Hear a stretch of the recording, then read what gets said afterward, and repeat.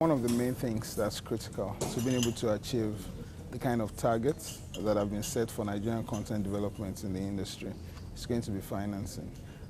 When you talk to most of the contractors, the main issue that keeps coming up in terms of being able to scale up capacity to the levels required by the international oil companies and the industry is usually finance.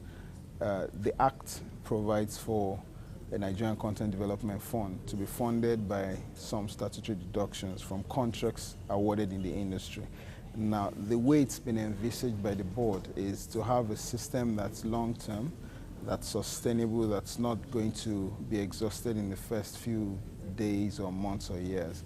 So we've thought of designing a structure that's all-encompassing, that has multiple windows, that will be able to leverage on itself to raise multiples of funds that come in from statutory deductions. So you'd have a Nigerian Content Development Fund that's going to be transparent, that's going to be managed with decent level of professional independence. A lot of our accountability reports will be put out there.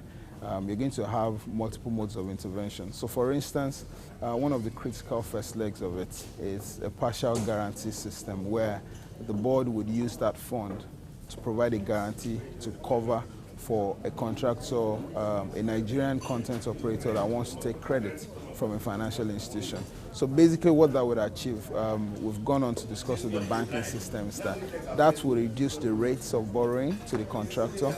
That would also make it possible for them to have more flexible terms in terms of length of the credit.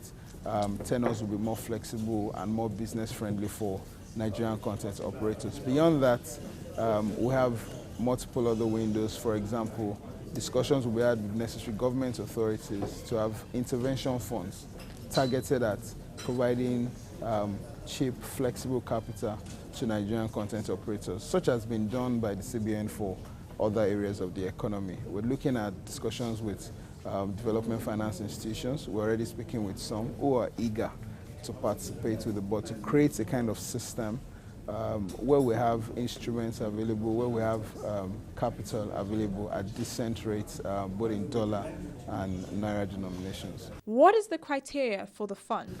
In terms of accessing the fund, the structure isn't for an operator to write an application to the board. The structure is going to be such that each operator needs to have a primary financial relationship with a financial institution. However, having done that application to its financial institution, there would be a parallel process requesting for the backup guarantee from the board. The fund managers and the board would administer that process.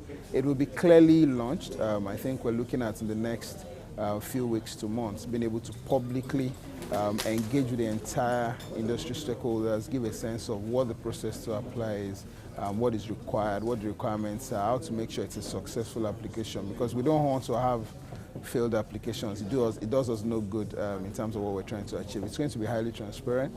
There's going to be a public launch of exactly the procedures for it. And exactly we're going to start with a pilot in actually a few weeks to be able to work out and test that system and ensure that there's no issues with it. And then the rest will be absolutely open, competitive and transparent. You estimated that the industry will spend about 500 million on training.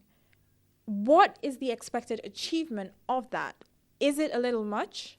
No, I think just to give context to the figure, what the figures we presented are estimates of what the industry is going to spend on different areas of different kinds of services. So for example, we've estimated that the industry is going to spend up to $500 million on training. If you look at the size of the oil and gas industry, the upstream, and the technicality of the law of the operations, obviously that sounds about right in terms of the amount of money that will be spent on training.